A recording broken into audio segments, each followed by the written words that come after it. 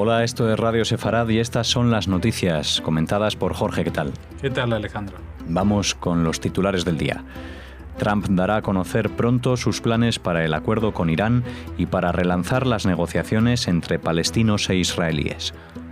Estados Unidos establece su primera base militar en Israel. El embajador de Israel en España advierte que el Holocausto ocurrió en un mundo semejante al nuestro. Comienza el juicio contra la antigua KGB para publicar los documentos originales sobre Raoul Wallenberg. Estos son los titulares, volveremos después con la agenda cultural. Comenzamos hablando del presidente de Estados Unidos, Donald Trump. Dijo que desvelará muy pronto sus planes sobre el acuerdo nuclear firmado en 2015 entre Irán y 6 grandes potencias, antes de reunirse para abordar ese asunto y otros con el primer ministro Benjamin Netanyahu. Por su parte, Netanyahu comentó que prevé hablar con Trump de ese terrible acuerdo y de cómo reducir la creciente agresión de Irán en la región, especialmente en Siria. Mientras, el presidente de Irán, Hassan Rouhani, desaconsejó a Trump abandonar el acuerdo nuclear y le amenazó que hacerlo conllevaría un alto coste para Estados Unidos. Por otro lado, Trump y Netanyahu también prevén abordar los esfuerzos de Estados Unidos para tratar de relanzar las negociaciones de paz entre israelíes y palestinos. Trump reafirmó su optimismo acerca de que la paz entre israelíes y palestinos es algo que puede ocurrir, aunque históricamente se haya dicho que no. Bueno, se juntan Donald Trump y Benjamin Netanyahu y hay muchas declaraciones, muchas palabras y últimamente bastante pocos hechos.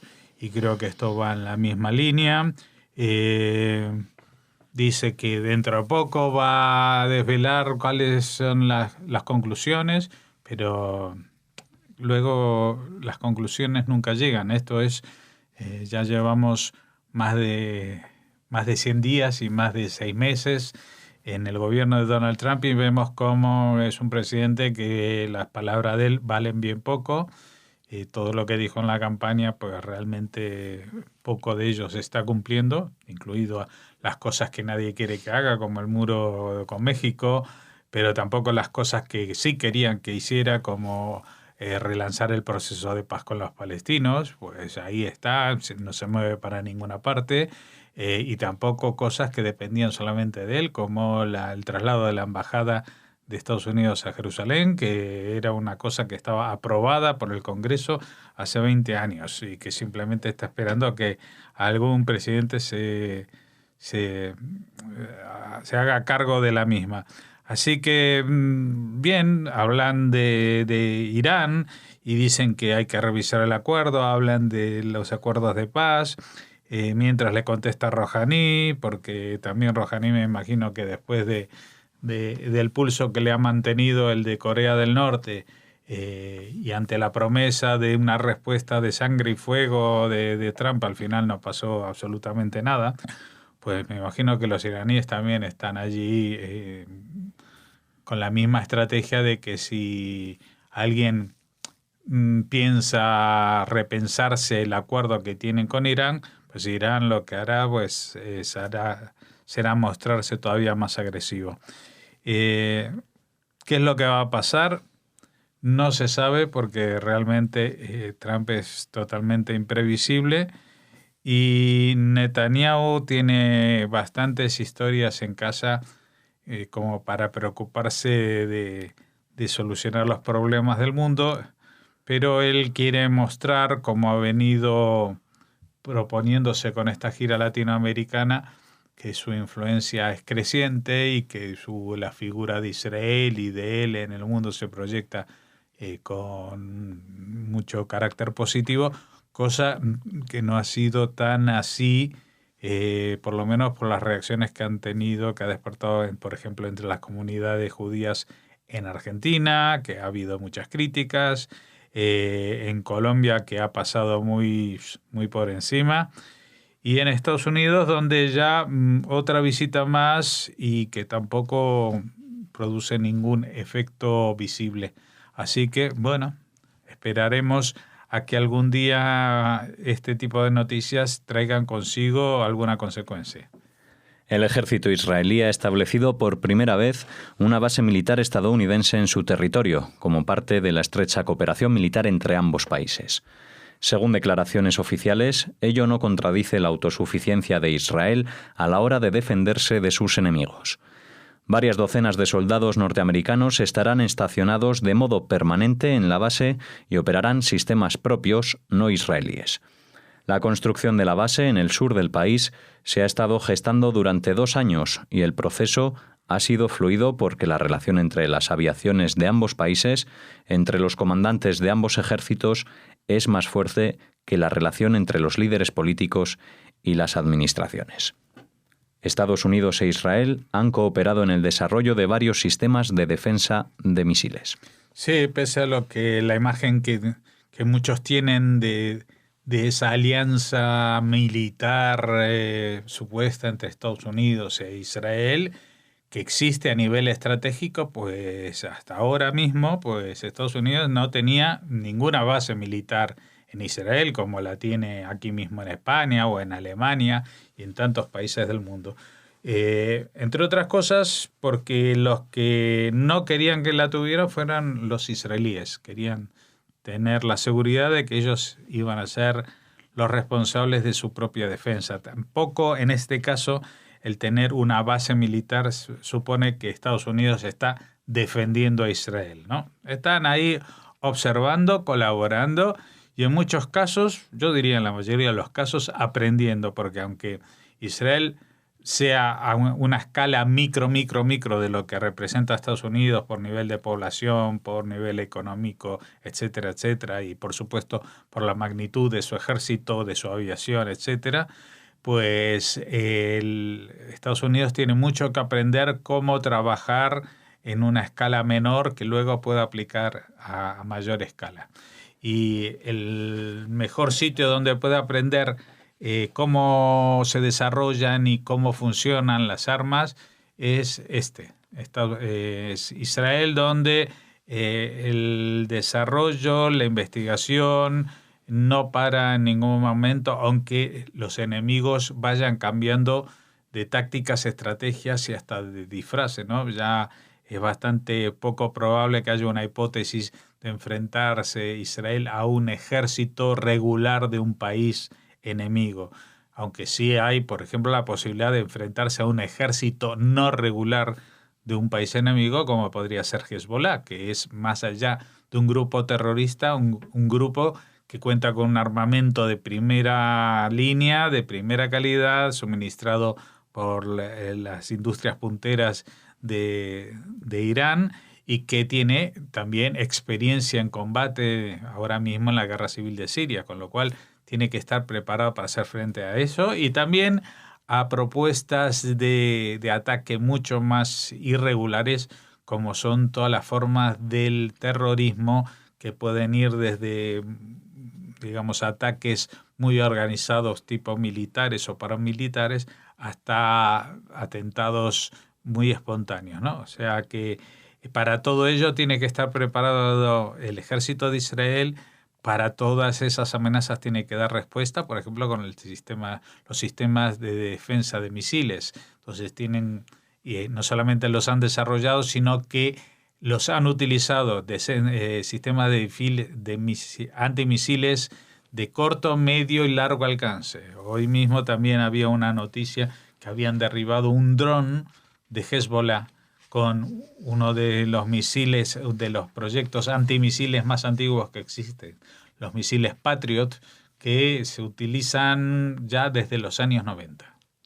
El embajador de Israel en España, Daniel Kudner, ha advertido en el acto inaugural del primer Seminario Internacional sobre Educación Intercultural y Derechos Humanos que organiza la Universidad Católica de Valencia que el Holocausto ocurrió en un mundo semejante al nuestro. Europa y el mundo en general parecen no haber aprendido la lección. Los grupos que predican el odio, que combaten la democracia y que no creen en la libertad y la justicia, ya sean de extrema derecha, extrema izquierda o yihadistas, son cada vez más fuertes, ha aseverado. a la vez que incidió en que enseñar la Shoah en la escuela es necesario para que los europeos de hoy y del futuro tomen conciencia de la importancia de defender nuestro sistema de valores surgido tras la Segunda Guerra Mundial. Solo nos cabe educar a las generaciones venideras, ha asegurado. La Shoah no es un acontecimiento histórico más del pasado. Sus repercusiones y sus enseñanzas siguen acompañándonos en el presente y así será o debería ser en el futuro próximo. Debemos educar para que no vuelva a repetirse ni el exterminio ni la exclusión de ningún grupo humano. Es un imperativo ético y un deber moral dar a conocer a los jóvenes estos acontecimientos y sobre todo invitarles a reflexionar sobre ellos, ha expresado el embajador israelí. Y nosotros nos sumamos, por supuesto, a estas declaraciones, enfatizando algunos de los puntos claves, ¿no? El tema de enseñar la Shoah en las escuelas es algo muy necesario porque no es una cuestión solamente de la historia.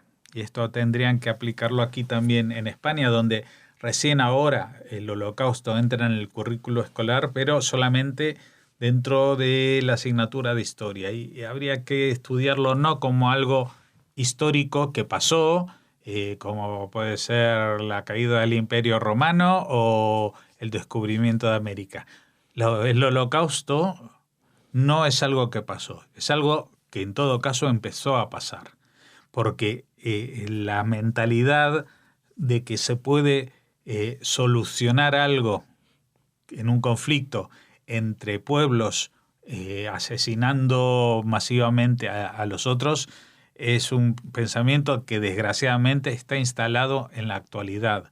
Y, por ejemplo, no hay más que mirar los periódicos como los grupos yihadistas tienen ese planteamiento, grupos totalitarios que reivindican el pasado como los neonazis o grupos de extrema izquierda que también buscan soluciones, atajos en la convivencia que significan eliminar al contrario. Entonces, sería interesante y sería prioritario que en las escuelas de todo el mundo, pero como digo, como remarco, aquí en España, que solo ahora, después de tantísimos años, se incorporan al currículum, que lo hagan más allá de la historia.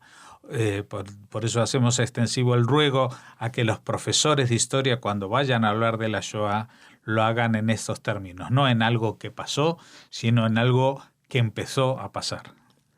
Un tribunal ruso comienza el juicio contra el Servicio Federal de Seguridad, el antiguo KGB, por parte de los familiares de Raúl Wallenberg, diplomático conocido como el Schindler sueco y que supuestamente murió en una cárcel en Moscú en 1947.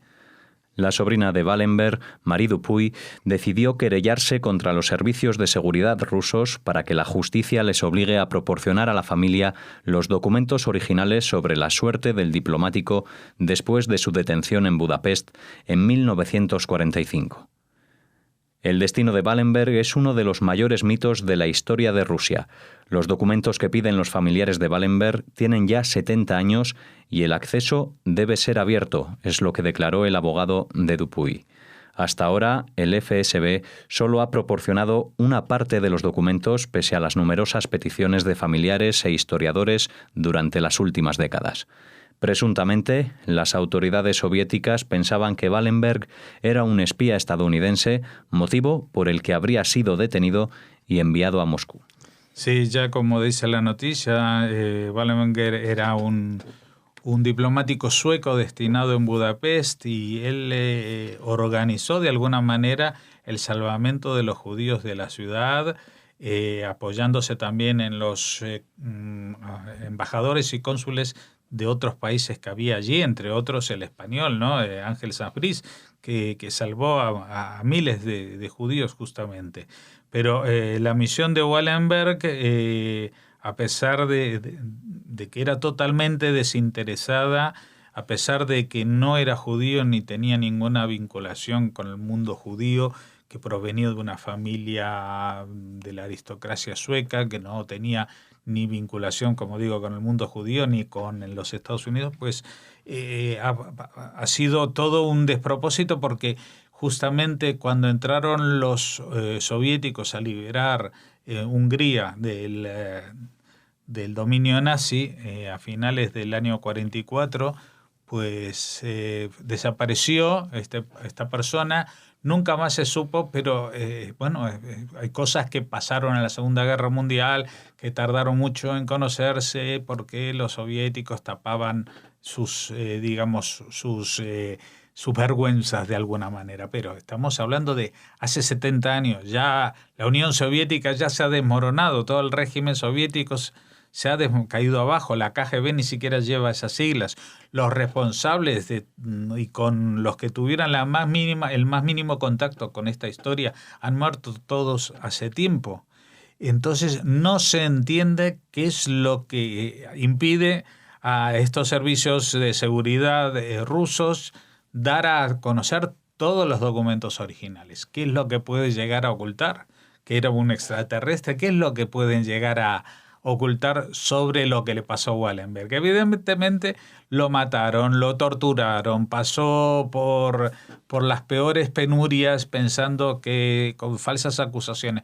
Pero eso ya lo esperamos de un servicio soviético como el KGB, que hemos visto ya muchas películas y nos hemos acostumbrado a que eso es lo que pasaba, que no eran solamente los nazis los malos, también ellos metieron la pata y se pasaron y eran unos abusones y unos autoritarios y unos totalitaristas. Así que lo que no se entiende es qué es lo que sigue escondiendo Rusia, como en el caso de Wallenberg. Realmente es incomprensible. Bien, pues aquí terminamos esta primera parte de las noticias. Hacemos ahora la pausa para dar paso a la agenda cultural.